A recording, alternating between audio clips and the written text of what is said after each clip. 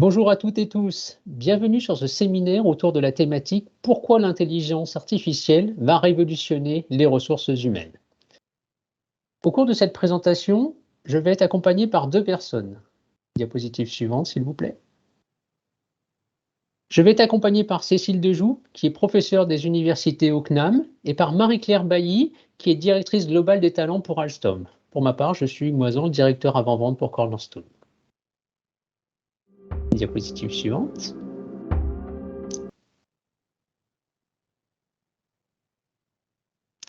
Ce séminaire ou ce webinaire va être divisé en 6 parties.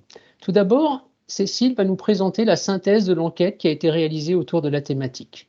Nous aurons ensuite un échange autour de ces résultats. Madame Bailly de Alstom nous présentera le retour d'expérience du groupe sur tous les travaux qui ont été effectués autour de ce sujet. Je ferai une petite démonstration de notre solution Cornerstone Explore qui va répondre aux enjeux de compétences, de mobilité et de formation des collaborateurs. Cécile fera la conclusion et nous avons prévu pour la fin de ce webinaire une séance de questions-réponses. Pour cela, je vous invite à poser vos questions dans l'espace de chat. Nous essaierons d'y répondre dans la mesure du possible et bien sûr, si un suivi est nécessaire, nous allons le faire. Je vais maintenant passer la parole à Cécile qui va nous présenter la synthèse des résultats de l'enquête sur l'impact de l'IA sur les ressources humaines. Merci beaucoup Hulg. Bonjour à toutes, bonjour à tous, bonjour Marie-Claire. Ravie d'être avec vous sur ce webinaire « Comment l'IA va révolutionner les ressources humaines ». Alors, vous le savez, donc, au sein du CNAM, nous avons un observatoire des transformations managériales, le Learning Lab Human Change, et dans cet observatoire, on analyse les dernières tendances. Et bien sûr, une des tendances sur lesquelles on essaye d'être créateur de connaissances, c'est l'intelligence artificielle. Alors, l'intelligence artificielle en ressources humaines, c'est à la fois une réalité, c'est une opportunité, et puis c'est peut-être un futur très proche. Alors on a essayé d'en savoir plus, et pour ça, on a mobilisé notre communauté. Et notre communauté, c'est une communauté bien sûr qui est celle de Cornerstone, celle de la plateforme Webikeo, et puis celle de nos MOOCers, puisque nous avons un MOOC qui s'appelle l'IA pour tous, et nous avons posé des questions à toutes ces personnes pour essayer de comprendre leur perception. Donc les résultats de l'enquête qu'on va vous présenter ici, ce sont des perceptions. Alors, il faut bien comprendre qu'un travail scientifique, il se base sur du qualitatif des enquêtes et puis il se base aussi donc sur des interviews de personnes et puis sur du quantitatif avec ces enquêtes et puis en même temps, il se base aussi sur la compréhension des usages dont la compréhension de la plateforme Explore et c'est pour cette raison qu'on va être très attentif à tout ce qui va être dit sur cette plateforme qui pour nous semble très en avance de phase par rapport aux autres plateformes qu'on a pu étudier. Alors l'enquête, revenons à l'enquête, on a à peu près 503 répondants, ce qui est statistiquement donc tout à fait acceptable et significatif. Et on s'est aperçu qu'en fait, les personnes qui avaient l'impression, la perception d'utiliser l'intelligence artificielle dans leur entreprise en ressources humaines, en fait, il n'y en avait pas tant que ça. Il y en a à peu près donc 18-69%. Alors ensuite, on s'est posé une deuxième question. C'est une question sur les usages qu'on va voir dans la slide suivante. Et l'idée, c'est de voir en fait si les collaborateurs ont peur de l'IA ou ont perception positive. Et là, alors c'était très intéressant, 60% des personnes interrogées qui viennent de tout horizon, de tout métier et surtout de tout niveau hiérarchique, 60% pensent que l'IA peut avoir un impact positif sur les RH. Et ça, c'était pour nous surprenant et c'était très intéressant parce qu'en fait, on s'aperçoit qu'il y a une vraie acculturation au sujet puisque 69% pensent que ça peut être une acculturation positive. On a posé une autre question qu'on va voir dans la slide suivante sur justement qu'est-ce que vous pensez en fait du développement des compétences. Est-ce que vous pensez que c'est important de monter en compétences pour être IA compatible? Dans notre chaîne YouTube, mais également dans le MOOC, on développe au sein du Learning Lab un référentiel sur ces compétences pour être IA compatible. Et là, oui, on a plus de 73% de personnes qui nous disent oui, on veut être formé à l'IA dans nos entreprises et quelque part, c'est de la responsabilité des RH de nous donner les codes, mais en même temps de nous donner aussi les risques dans lesquels il ne faut pas tomber pour pouvoir utiliser intelligemment donc les usages et les outils tels que la plateforme, une plateforme de SIRH qui intègre de l'IA. Alors tout ça pour nous dire que les collaborateurs sont persuadés que l'IA va avoir un impact sur leur métier, sur leurs compétences, et si on continue sur la dernière slide, c'est très intéressant de voir qu'ils sont positifs vis-à-vis de l'IA, même s'ils n'utilisent pas tant que ça l'IA dans leur organisation. Et donc pour eux, eh bien l'idée c'est quoi? C'est qu'il va falloir des formations, des développements de compétences. Donc pour conclure, cette étude montre vraiment que les collaborateurs ont des perceptions positives quant à l'utilisation de l'IA, même s'ils ne l'utilisent pas massivement dans leurs ressources humaines actuellement. Donc voilà ce qu'on pouvait dire sur cette étude.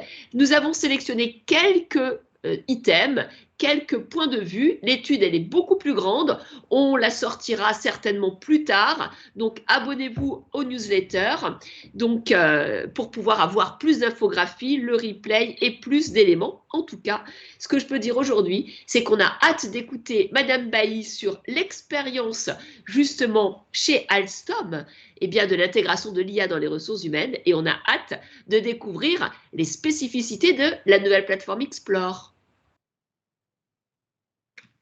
Bonjour à tous, ravi de participer à cet échange qui, j'en suis sûre, va aider un certain nombre des participants peut-être à sauter, à passer le pas et à rejoindre le nombre des entreprises qui maintenant utilisent les solutions basées sur de l'intelligence. Et je crois que les résultats de l'enquête sont très intéressants parce qu'ils sont très positifs, c'est une anticipation forte des bénéfices des solutions, notamment sur les compétences. On le voit bien, c'est souligné par les résultats de l'enquête et je confirme que c'est un des gros bénéfices qu'on peut attendre de ce type de solution. Alors concrètement, en fait, Hugues, est-ce que vous pouvez nous donner des points peut-être concrets, des points d'alerte, des points de fonctionnement? Pourquoi votre plateforme est différente des autres? Qu'est-ce qu'elle a de nouveau d'un point de vue, bien sûr, RH et IA?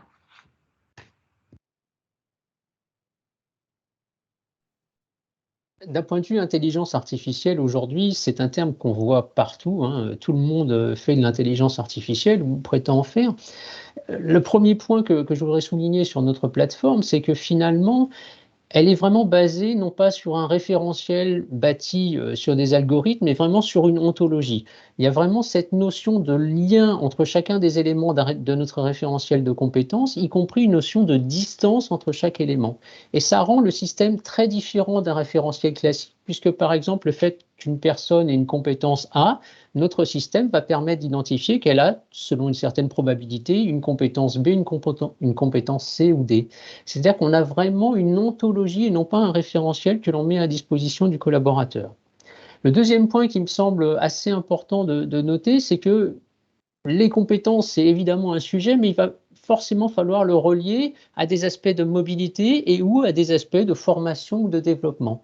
Et notre plateforme étant une solution complète de gestion des talents, incluant ces aspects de formation et ces aspects de mobilité interne, ça permet d'avoir d'une manière extrêmement intégrée l'ensemble de ces processus mis à disposition pour les collaborateurs et les collaboratrices.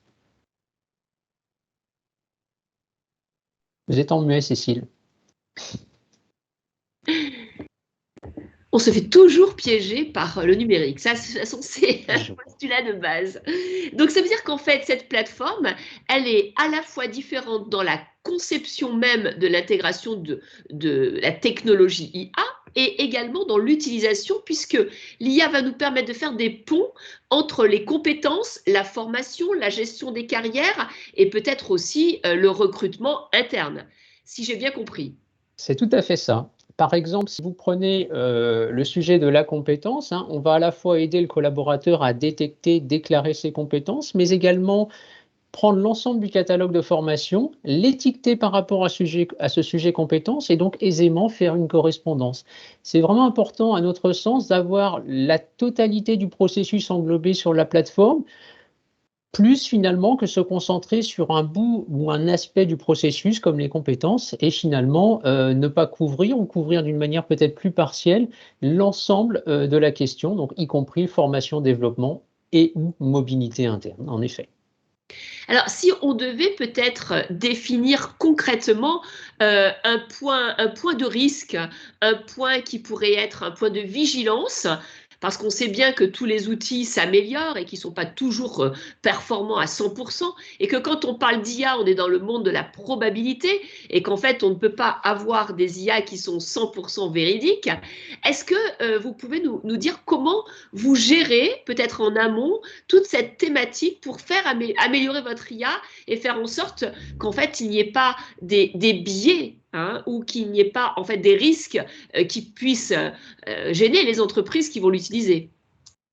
Effectivement, derrière toute cette gestion, il y a des modèles statistiques, hein. Par exemple, si on prend le sujet d'un chemin de carrière, un chemin de carrière classique, il va se répéter un certain nombre de fois dans les données que l'on a, et puis des chemins de carrière plus atypiques, on va les voir moins souvent.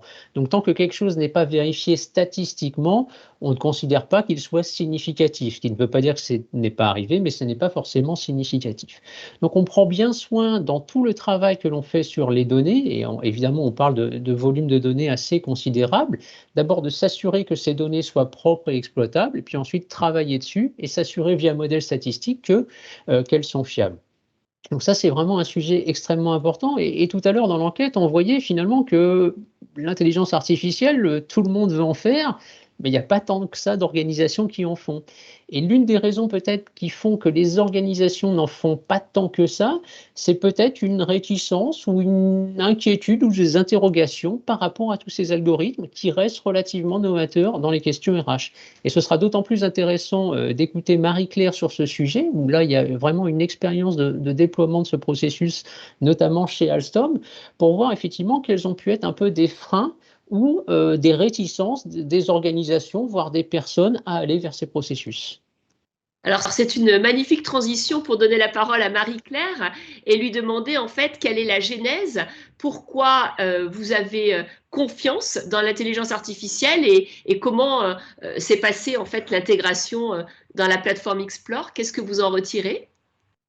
Alors, je vais peut-être commencer par le début et décrire un peu le cheminement et le contexte pour pouvoir vous donner ces premières restitutions.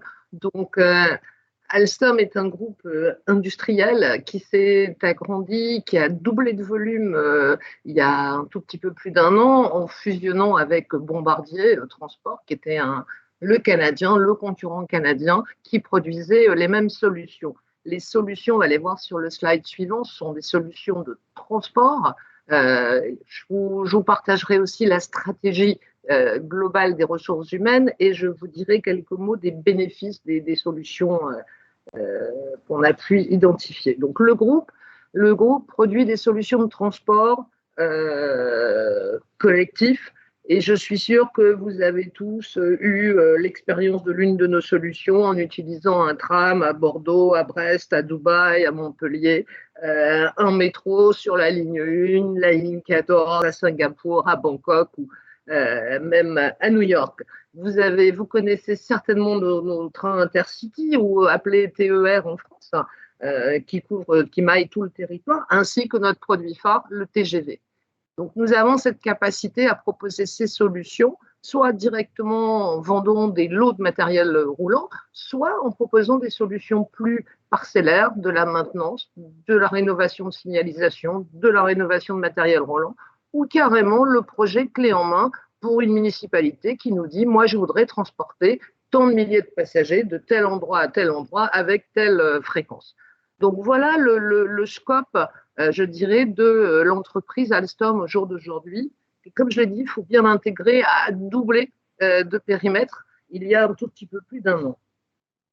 La conséquence, si on regarde sur le slide suivant, c'est une grande couverture géographique avec 250 sites. À la base, Alstom était une entreprise européenne, française, italienne, espagnole, allemande, et d'abord ou créer des contrats parce que contraintes de localisation, les États qui sont nos clients ou les régions nous demandent aussi d'investir localement. Donc, on crée des contrats, nos implantations se sont élargies. Nous avons intégré Bombardier l'année dernière et donc nous sommes maintenant présents dans 70 pays. Nous avons plus de 70 000 salariés à ce jour, dont plus de 17 000 ingénieurs. Et nous couvrons toute la gamme des métiers, depuis le monteur jusqu'à l'ingénieur de cybersecurity, en passant par les achats, les ressources humaines, la supply chain, toutes les fonctions traditionnelles qui concourent à la livraison de matériel aux clients. Si je regarde le côté HR, cette grande diversité de métiers, d'activités, cette grande couverture mondiale génère pas mal de complexité, on peut le dire, et a de nombreux impacts RH, d'autant que nous ne sommes pas dans une entreprise de grande série. Ce n'est pas l'automobile. On ne fait pas 1 million de voitures de TER. On fait quelques voitures TER pour la région, j'en sais rien, Provence, qui a envie de ajouter quelques voitures à son parc et qui va demander une voiture qui n'est pas la même que la région à côté, parce qu'on ne veut pas exactement la même, on veut forcément se différencier et montrer son régionalisme à cette occasion. Donc, petite série, c'est un contexte important à avoir, alors qu'on pourrait imaginer quelque chose qui est plus proche effectivement de l'automobile, on se rapproche plus de l'artisan. Le contexte d'Alstom, c'est le contexte global de l'industrie. C'est-à-dire qu'on voit apparaître la robotisation, même sur des petites séries dans nos ateliers. On voit apparaître des robots, par exemple, pour faire de la soudure, pour faire de la vérification qualité. On voit donc l'introduction de cette technologie. Et en parallèle, on a toutes ces nouvelles technologies autour de l'information qui viennent un peu bousculer aussi un certain nombre des façons de faire. L'arrivée de ces deux nouveautés génère, je dirais, une masse de ce qu'on appelle en matière de compétences les upskilling et les reskilling. Je vais essayer d'illustrer.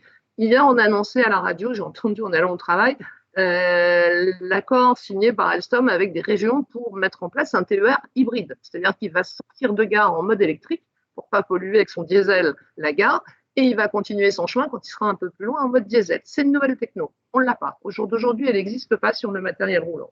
Demain, on va travailler sur l'hydrogène. On travaille aussi depuis longtemps avec toutes les technologies d'information, de données, d'agrégation, sur de la maintenance prédictive pour que nos clients aient leur flotte de trains disponible en permanence et capable de rouler. Je ne parle pas de la signalisation qui est extrêmement pointue, qui rejoint des problèmes de sécurité en plus des passagers. Donc, on est vraiment dans des métiers où la technologie, elle bouge, et elle bouge beaucoup tous ces derniers temps. D'où tous ces besoins qui pop-up, qui arrivent un petit peu régulièrement sur de l'upskilling.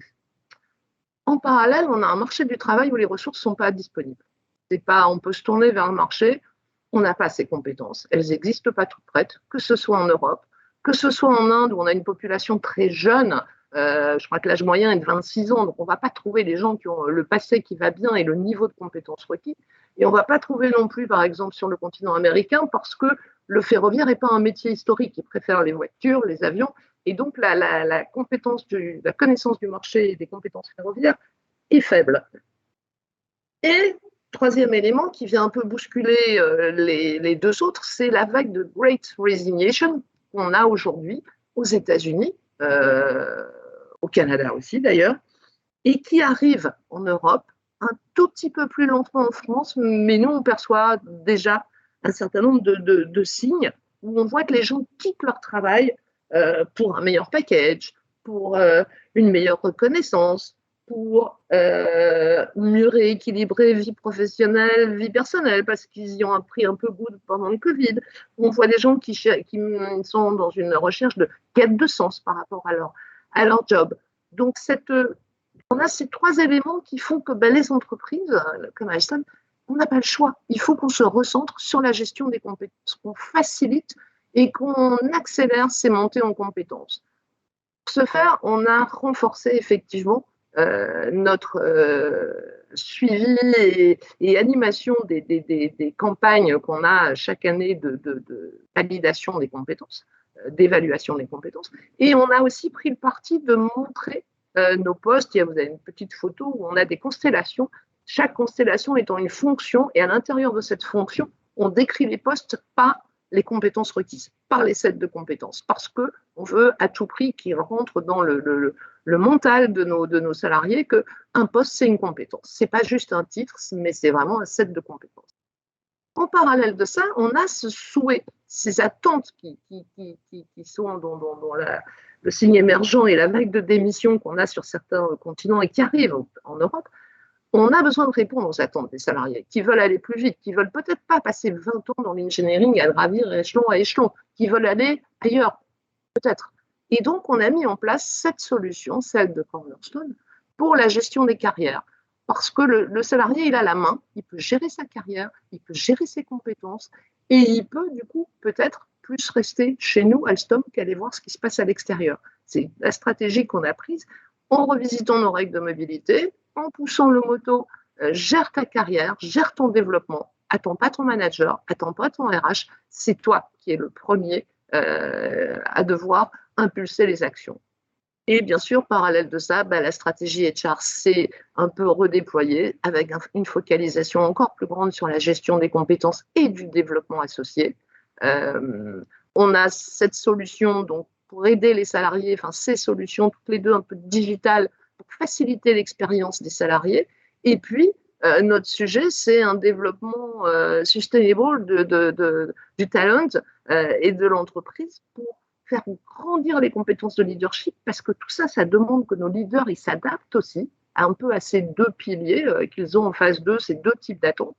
Et puis, on pousse sur une culture, une société apprenante, où les gens sont curieux, se prennent en main, apprennent à chaque occasion et, bien sûr, nous aident à remplir les attentes qu'on a besoin en matière d'upskilling et de reskilling. Donc, c'est un peu la photo globale et la stratégie. Maintenant, gérer les carrières, gérer les compétences, c'est pas facile.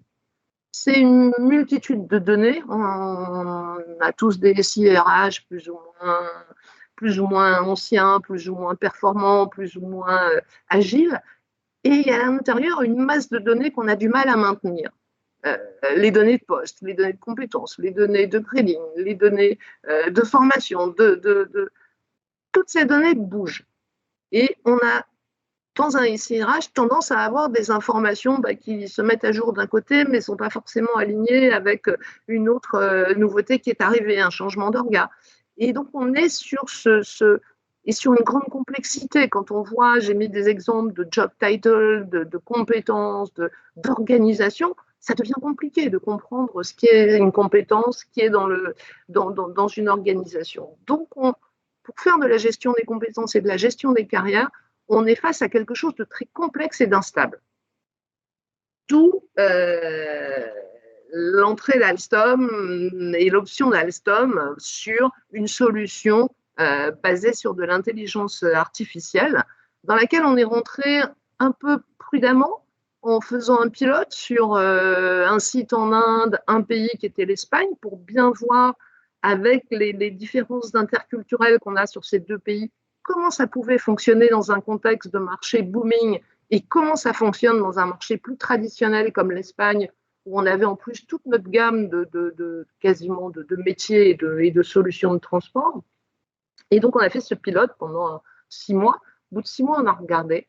On s'est aperçu qu'on n'avait pas eu de catastrophe en Inde, tout le monde n'avait pas commencé à lever la main pour changer de poste, que l'Espagne s'était très vite approprié l'outil, les salariés espagnols, ils ont aimé voir leur profil, ils ont aimé voir le match de leur profil avec des compétences, ils ont adhéré. On n'a pas eu de problème particulier avec les représentations du personnel non plus, puisque c'était aussi le but du jeu en Espagne de voir comment réagissaient les organisations représentatives du personnel.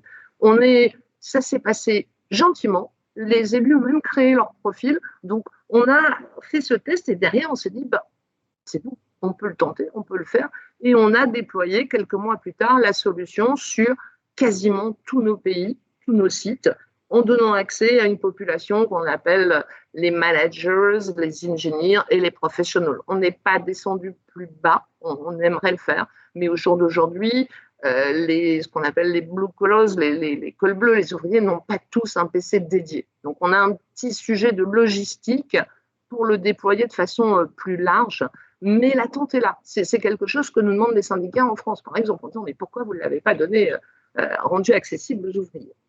Donc, cette solution, elle a un avantage énorme, c'est que toutes ces informations que je vous ai décrites comme complexes, bougeant en permanence, elles sont en permanence mises à jour, interfacées, avec notre SIRH, et elles permettent une cohérence des données, et en plus, elles sont enrichies de ce que les salariés viennent mettre. C'est-à-dire que s'ils chargent leur LinkedIn profile ou leur CV, eh bien, on a les compétences additionnelles qu'ils ont pu acquérir dans une autre entreprise ou celles qu'ils développent pendant leur loisir, qui sont détectées et qui viennent s'ajouter au pôle de compétences que nous, on évalue et qui sont transférées automatiquement dans l'outil. Donc, on a nos données de poste, nos données de compétences, nos données globales de trajectoire des salariés avec un historique des postes occupés.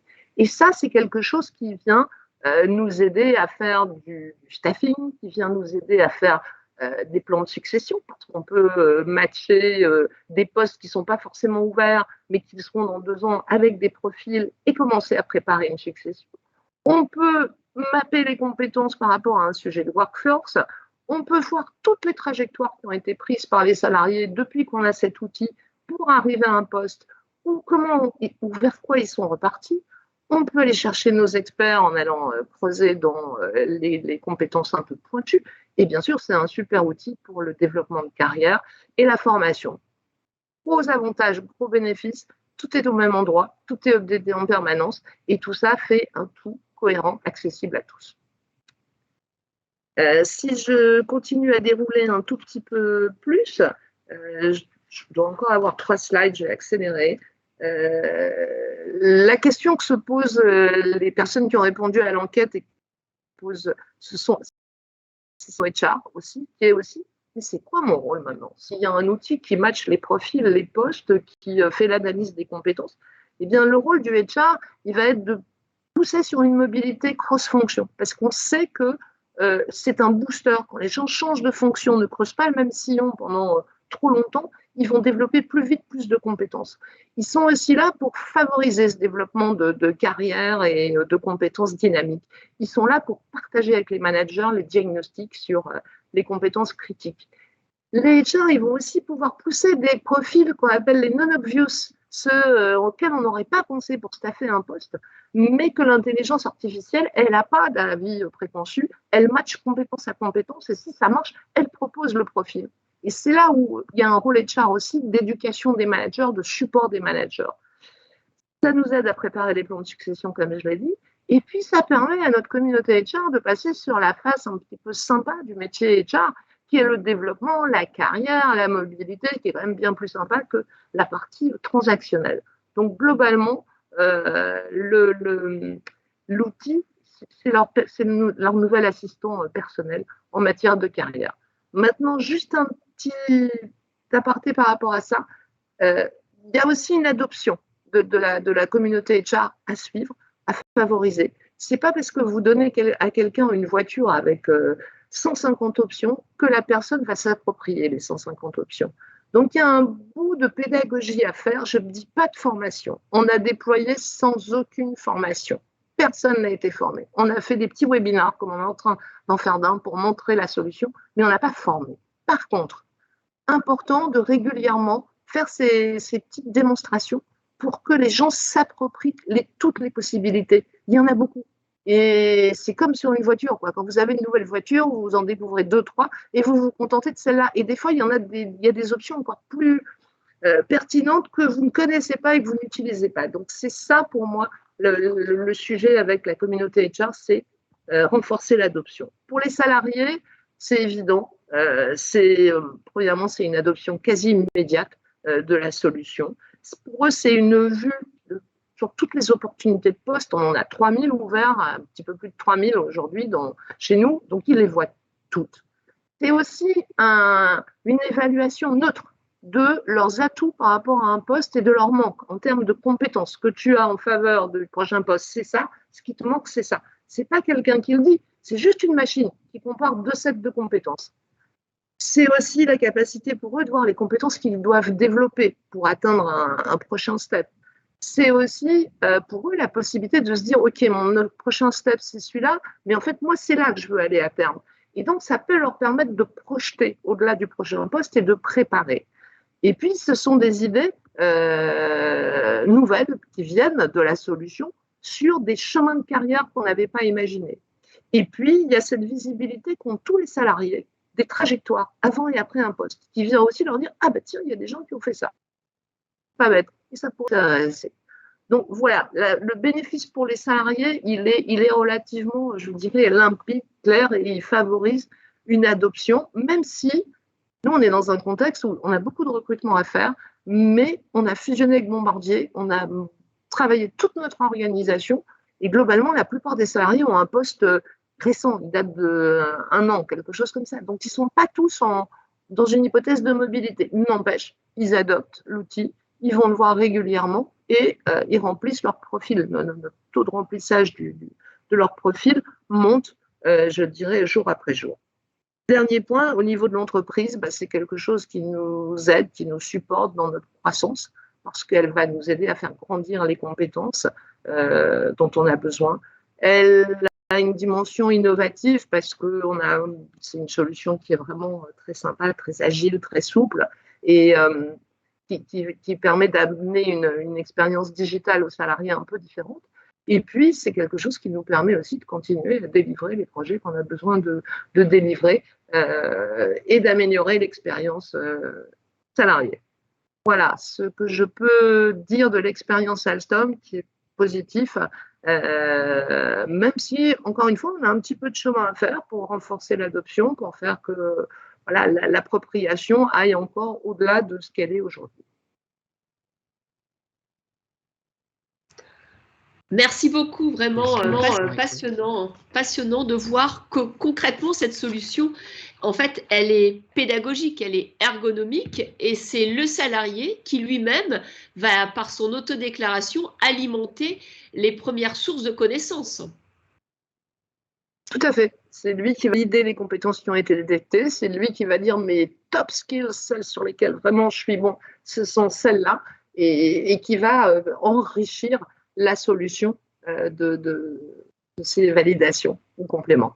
Alors, juste une petite question qui chatouille là, c'est quel est le rôle alors du manager? Puisque avant, c'était le manager qui validait les compétences pour que chaque collaborateur puisse aller sur un nouveau poste, ou alors c'est lui qui gardait pour ne pas se séparer d'un bon collaborateur. Et là, on a l'impression que cette désintermédiation de la plateforme, en fait, elle hack le manager. Un peu, et c'est un peu volontaire. Je l'ai dit, les leadership skills, enfin, les compétences de leader, on est en train de les bouger. On veut vraiment les réorienter plus sur une dimension collective.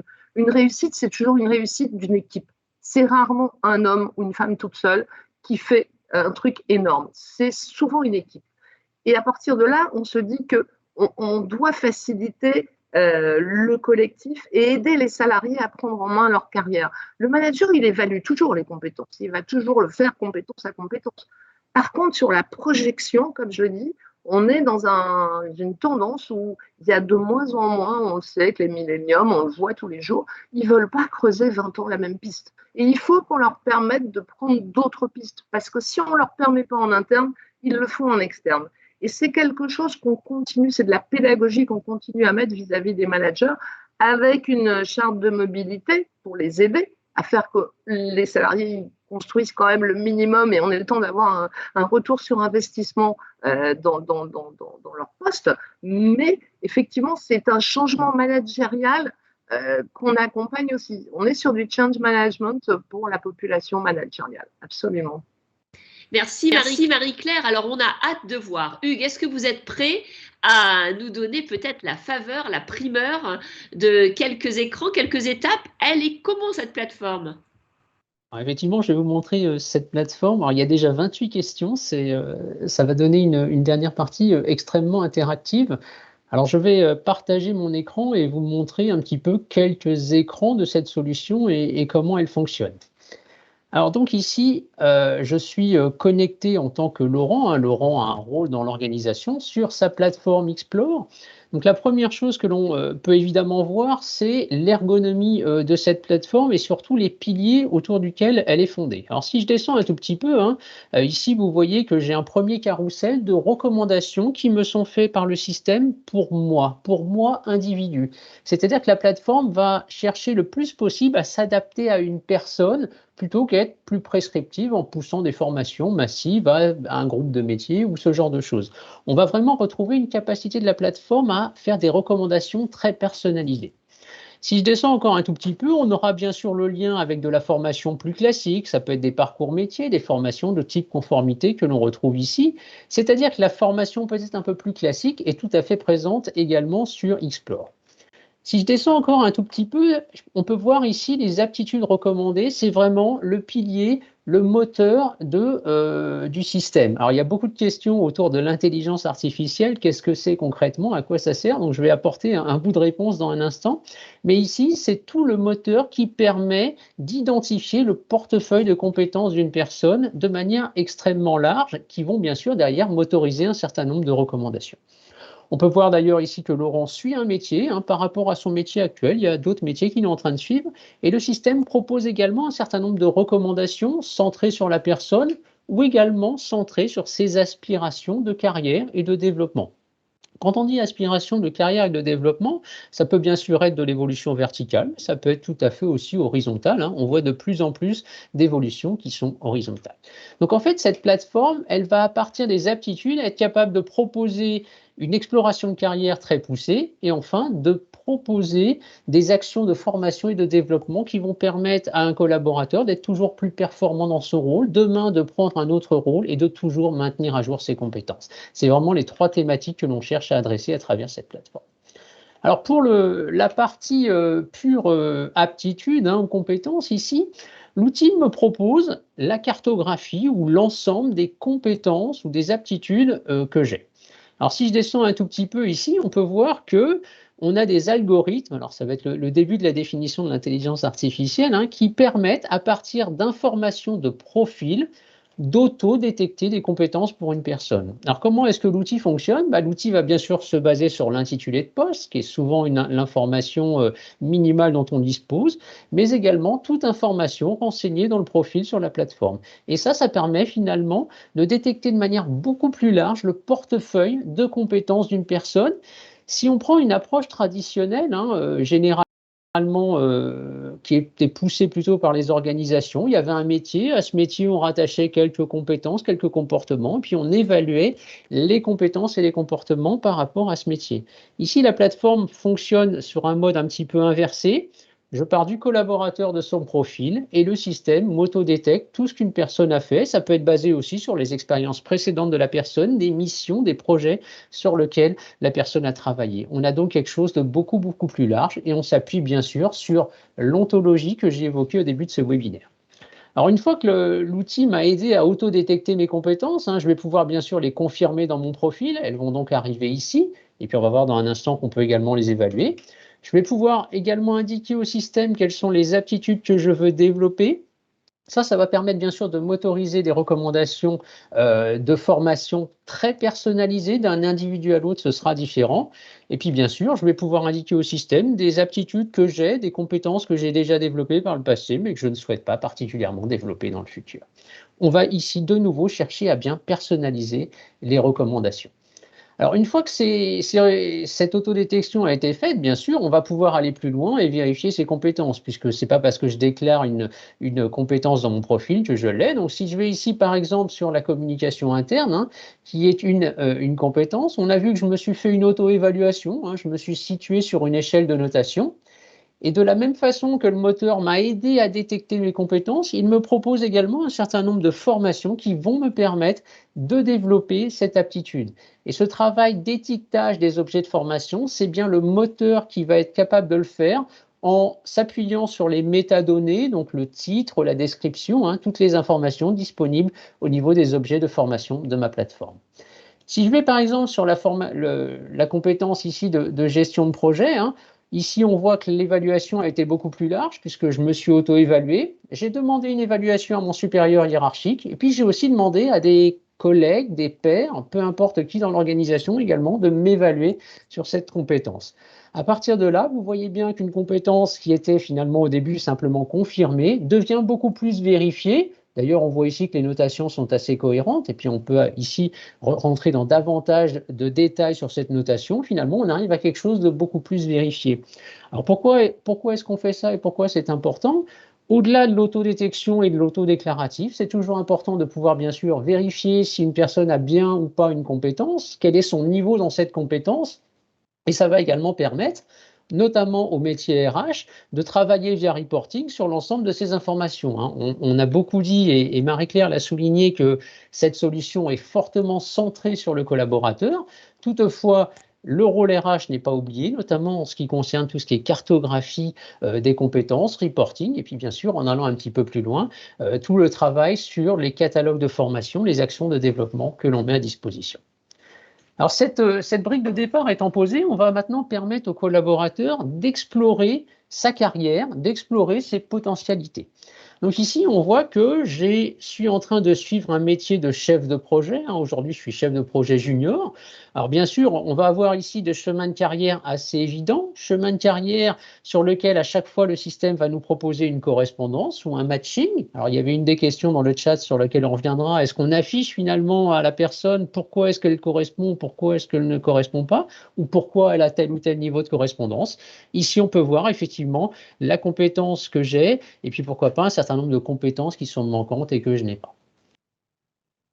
Ici, en termes d'exploration pure de carrière, on va proposer une vision assez simple pour le collaborateur qui ressemble à s'y méprendre à une vision un peu GPS. J'ai un métier actuel et mon outil va me permettre finalement de regarder dans mon organisation quels sont finalement les chemins de carrière et puis combien de mes collègues ont fait ce chemin. Ici, je peux voir que vis-à-vis de ce chemin, j'ai 4 collègues qui ont fait cette transition, puis ensuite, ils ont pu évoluer sur d'autres rôles. Et puis ici, sur mon métier de chef de projet, de la même façon, les personnes ont ensuite évolué vers certains rôles. Et puis, je vais pouvoir ici, par exemple, suivre ce rôle qui est peut-être un peu moins traditionnel.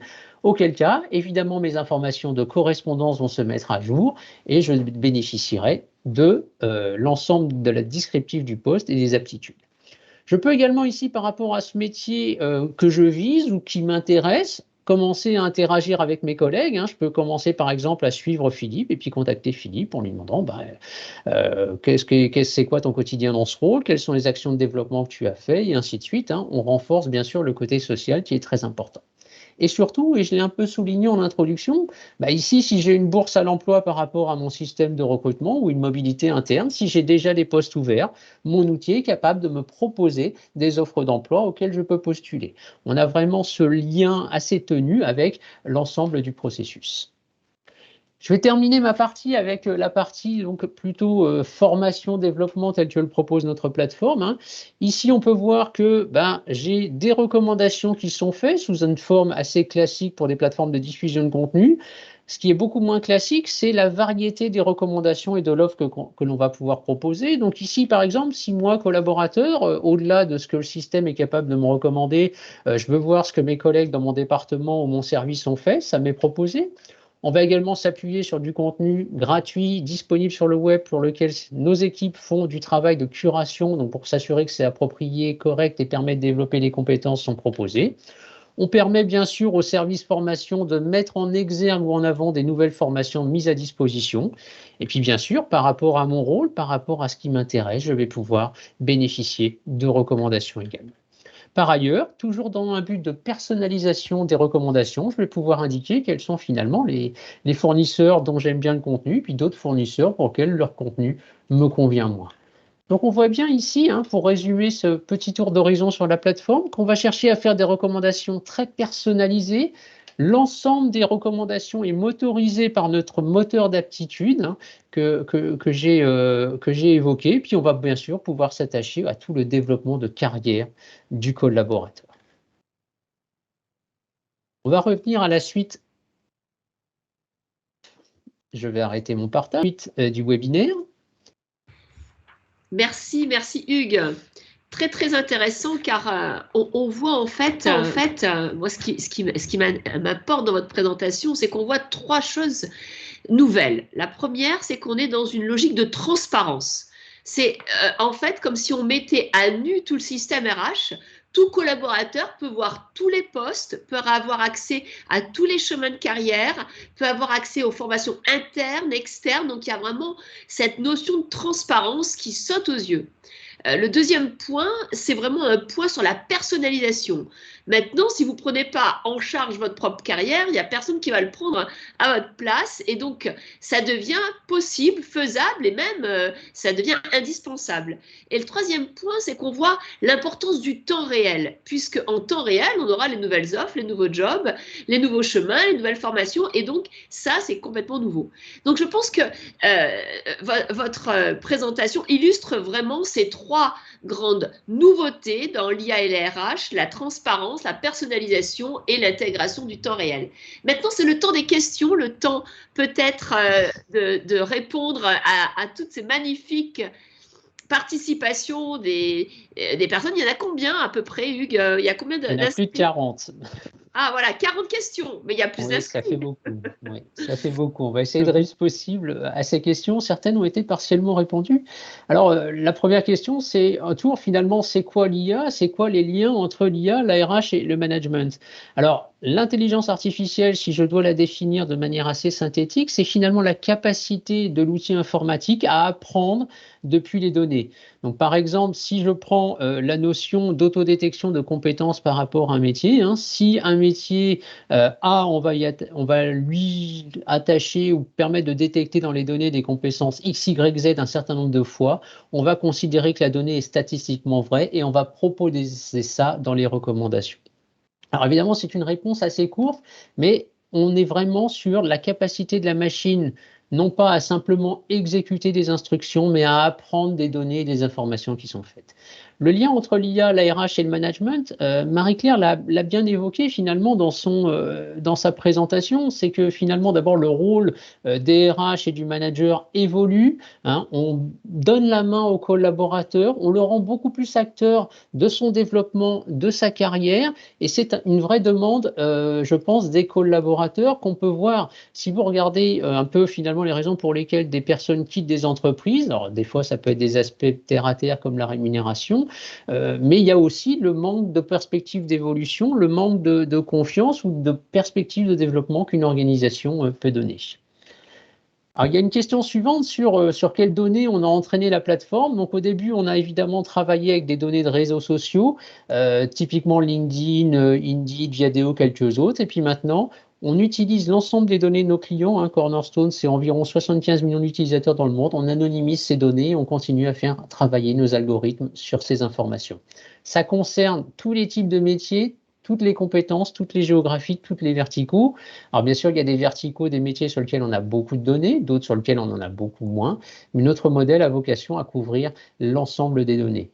Si jamais des compétences très spécifiques à un client existent, notre référentiel peut être complémenté avec ces données. On n'a pas la prétention de tout détecter, de tout connaître, et bien sûr, on va pouvoir permettre à nos clients de rajouter d'autres informations. Alors ensuite, il y a une question sur les liens avec le e-learning, les entretiens professionnels. Alors, évidemment, il y a des liens avec notre plateforme, hein, typiquement la formation, le e-learning, la vidéo, toute autre modalité de formation. On n'a pas aujourd'hui de lien avec les entretiens type professionnel qui, une fois de plus, sont sur une approche plutôt descendante de l'organisation vers le collaborateur. Cette plateforme un peu nouvelle génération est vraiment très fortement centrée sur le collaborateur. Hein, Marie-Claire l'a bien souligné et c'est important. Alors la question suivante, je serais curieux d'entendre Cécile et Marie-Claire. L'IA va-t-il provoquer une réduction des postes en RH selon vous? Qui veut répondre? Marie-Claire ou Cécile? Alors moi je peux répondre que factuellement c'est pas le cas. Enfin, j'ai un peu de recul, pas énormément. Hein. Si on prend le pilote, je dois avoir une année de recul. Non, ça permet le redéploiement des personnes, par exemple, qui sont ce qu'on appelle nous des HRBP, des business partners, qui sont dans le quotidien du staffing, du déstaffing, etc., de se recentrer sur les questions clés qu'elles ont à adresser ou qu'ils ont à adresser et passer moins de temps sur trouver les données disponibles. Quels sont les postes ouverts, enfin, quels postes, où sont les candidats disponibles, qu'est-ce qu'ils savent faire, qu'est-ce qu'ils ne savent pas faire. voilà, ça permet de réorienter l'énergie. Mais moi, je n'ai pas vu de réduction de la communauté RH pour autant.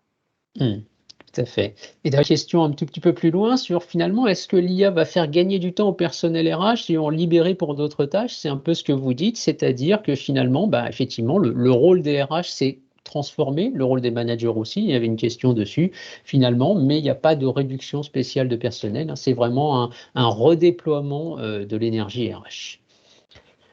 Alors oui, je vais juste peut-être compléter pour dire que factuellement, c'est quand même l'IA un facteur transformant qui va transformer les métiers. Il faut quand même dire les choses. On est obligé, en tant que scientifique, de donner en fait une image objective qui est de dire que chaque métier va être impacté à court, moyen ou long terme par l'IA. Et de 3 façons différentes. Il y aura des tâches qui vont disparaître dans les métiers, comme l'a dit Marie-Claire, il y a des tâches, en fait, toutes les tâches transactionnelles qui vont disparaître au profit donc de tâches plus de développement. Il y a des tâches qui vont disparaître, comme classer, trier, mettre en relation. Il y a des tâches qu'on va faire avec l'IA, c'est ce qui se passe avec la plateforme, on va faire plus d'analyse, on va faire plus de prédictions, on va faire plus de recommandations. Et il y a des tâches qu'on ne pourra faire que grâce à l'IA, et donc on sera augmenté grâce à elle. Je pense par exemple à la traduction. Ce qui est fantastique, c'est qu'on va pouvoir faire des nouvelles offres commerciales en temps réel parce qu'on va entendre la nouvelle langue et que notre interlocuteur va pouvoir nous comprendre en temps réel. Donc, tous les métiers vont être impactés, soit parce que des tâches vont disparaître, des tâches vont être faites avec, ou des tâches vont pouvoir être faites grâce à l'IA. L'important, et c'est là où c'est important de se former et d'être IA compatible, c'est qu'en fait, les outils, on le voit aujourd'hui avec cette plateforme, mais il y aura demain des entretiens vidéo avec de l'IA, on aura des entretiens d'évaluation qui seront analysés avec de l'IA et qui pourront être en temps réel des forces de proposition avec des algos prédictifs. Et donc, il va falloir quand même savoir où peuvent être les systèmes d'alerte et où peuvent être en même temps les opportunités. Donc, il est important que chaque collaborateur puisse avoir une petite connaissance, et ça se voit dans les questions, de qu'est-ce que l'IA ? Donc l'IA, c'est quoi? Ce sont des briques différentes où on fait de la voix, où on fait de l'image, où on fait ce qu'on appelle de l'intégration dans des objets, cobolt ou humanoïdes, et des gestionnaires de connaissances comme ce qu'on appelle les RPA, c'est-à-dire des petits robots invisibles, mais qui sont dans les processus et qui permettent d'accélérer certaines tâches. Donc il faut bien comprendre ce que c'est, bien comprendre ce que ça change dans l'intellectualisation de ce qu'on fait. On est dans le monde de la probabilité, donc il y a toujours un risque pour une IA de ne pas être dans la réponse juste. Ce n'est pas rationnel, c'est probabiliste. Et ensuite, il y a des usages qui vont être phénoménaux et qui vont être de plus en plus nombreux. Donc cette culture à l'IA, je pense qu'elle est essentielle pour pouvoir utiliser en toute conscience des plateformes ou des usages en RH ou dans d'autres domaines qui intègrent de l'IA. Voilà, donc tout ça pour dire que ce que ça va changer, c'est quand même que tous les métiers vont être impactés et que c'est important que vous soyez en RH ou dans un autre métier, de vous acculturer à, bien entendu, qu'est-ce que l'IA, quels usages, les risques, les opportunités, comment moi, quel que soit mon métier, je peux participer à un projet IA. Merci Cécile. Alors pour continuer les questions, il y en a d'autres qui continuent à arriver. Est-ce que les parcours atypiques sont pris en compte ou enlevés des schémas? Ils sont tout à fait pris en compte. Par contre, d'un point de vue présentation de données, ils peuvent, le cas échéant, ne pas donner lieu à présentation de la donnée tant que le modèle statistique n'est pas vérifié. Question un petit peu liée d'ailleurs, c'est comment faire de l'IA quand on n'a pas beaucoup de données, typiquement pour les PME. Alors, même une PME va d'abord bénéficier de l'autodétection de compétences. Elle va bénéficier des recommandations de formation. Elle va bénéficier de toute la capacité à l'outil à permettre aux collaborateurs de se développer dans son poste, de toujours être plus performant dans son poste et d'être bien sûr toujours à jour de ses compétences dans son poste. On sait tous que les compétences évoluent. Alors effectivement, ensuite, quand vient le sujet pure mobilité, plus une organisation est petite, potentiellement moins il y a de possibilités d'évolution ou d'offres d'emploi ouvertes, ce qui limite évidemment le spectre. Mais toute la partie que j'ai évoquée au début est tout à fait vraie. On a vu, il y a ensuite une question sur la libération du temps RH. Je pense qu'il a été évoqué. Alors, concrètement, qu'est-ce que l'IA et comment l'utiliser dans les RH? Je pense que ça a été également pas mal évoqué. Il y a ensuite une question assez intéressante sur comment l'IA peut aider à anticiper les compétences du futur. Alors, effectivement, l'IA se base sur un historique de données et c'est pas quelque chose qui va permettre forcément d'étudier les compétences qui vont être attendues dans le futur, même si, bien sûr, on voit que l'évolution des compétences est assez, finalement, rapide. Par l'évolution des métiers, elle est peut-être un petit peu moins. En fait, pour identifier les compétences du futur, alors si on parle de relativement court terme, plus une compétence va être visible dans des organisations ou sur nos données, plus on considère que c'est une compétence qui va devenir importante, puis d'autres, à contrario, vont devenir obsolètes. Il n'y a pas encore aujourd'hui une vraie capacité à l'outil à anticiper des compétences à 5 ans ou à plus, hein. Même l'intelligence artificielle aujourd'hui ne répond pas à ce besoin. Alors, les C'est là où formations on peut RH, rassurer les auditeurs, c'est que l'humain, il a toute sa place et la maîtrise du métier, elle reste dans la tête des managers techniques.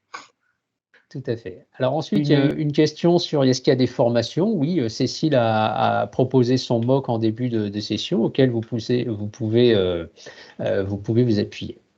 Alors, il y a une question ensuite qui est certainement pour vous, Marie-Claire, c'est finalement quel est le travail à réaliser en amont du déploiement de ce type d'outils? Du travail par rapport au déploiement technique de la solution ou travail Tout par à fait. rapport au changement qu'on va introduire avec la solution? Je pense que c'est les deux. Alors, sur la partie technique, je ne suis pas la spécialiste, je n'ai pas porté le D'accord. déploiement, j'avais une collègue avec moi qui était en charge, mais dans la mesure où on a un maximum d'informations qui viennent de notre SIRH, hein, les compétences, les données de poste, les données du salarié, c'est une question de construire l'interface qui va bien, à la fréquence qui va bien, d'avoir une bonne stabilité pour que les données soient transférées, je crois que c'est 2 fois par jour pour ce qui nous concerne, d'une solution à l'autre. Ça ne m'a pas semblé être un travail colossal point de vue support. Il y a bien sûr toutes les questions d'ajustement, etc., de table qu'il faut comprendre des deux côtés et mettre les mêmes choses dedans. Il y a plus un travail de comment je prévois mon déploiement. Ce que j'ai dit, on ne l'a pas déployé de la même façon en Inde qu'on l'a déployé en Espagne, par exemple, au début. On est allé à petits pas en Inde parce que on avait une anticipation d'un marché booming et de salariés qui pouvaient potentiellement sauter sur tous les postes ouverts qu'ils voyaient. Et on prévoyait une adoption un petit peu plus lente en Espagne et donc on est allé plus vite en Espagne dans le déploiement. En fait, on a eu tort. Ça a été adopté beaucoup plus vite en Espagne. Ils sont vraiment accaparé la solution, ils l'ont utilisée avec pas mal de possibilités vite. Et les Indiens ont paradoxalement pris la solution peut-être un petit peu plus lentement.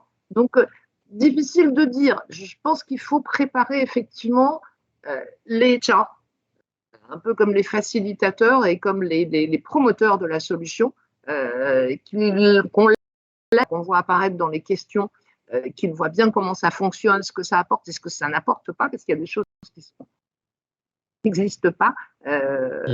Et préparer les managers, parce qu'effectivement, il y a un change management assez important pour les managers, un changement de pied qui est à faire, qui n'est pas que facile pour eux. Par exemple, en Espagne, c'était un peu notre sujet.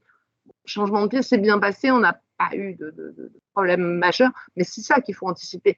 Après, pour les salariés, la grande majorité qui ne sont pas HR, pas managers, je dirais que l'adoption, elle va de soi. Il n'y a pas énormément de choses à faire. C'est vraiment plus les deux pôles RH managers qui sont à préparer. C'est intéressant votre réponse parce que une autre question qui vous est posée, c'est quelles sont les actions de communication que vous avez entreprises pour encourager les collaborateurs à remplir leur CV? Et ce que vous nous dites, c'est que finalement, ils l'ont fait très spontanément et que finalement, le gros de la transformation, c'est plutôt fait sur les managers et les RH. Donc effectivement, quand vous dites à un collaborateur, prends-toi en main, prends ton avenir en main, prends ton développement en main, on se rend compte que c'est quelque chose qui marche bien.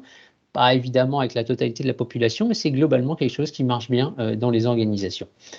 Alors, je pense qu'on va arriver à la fin de ce webinaire et donc il va rester une grosse 25 questions au moins. Donc, on pourra faire un suivi sur ces questions, hein, on s'attellera à y répondre. Je voulais vraiment vous remercier, Marie-Claire, et vous, Cécile, pour ce webinaire qui, j'espère, aura passionné l'auditoire. Et puis, je vous donne rendez-vous à très bientôt, à tous et à toutes. Au revoir. Merci. Merci. Au revoir.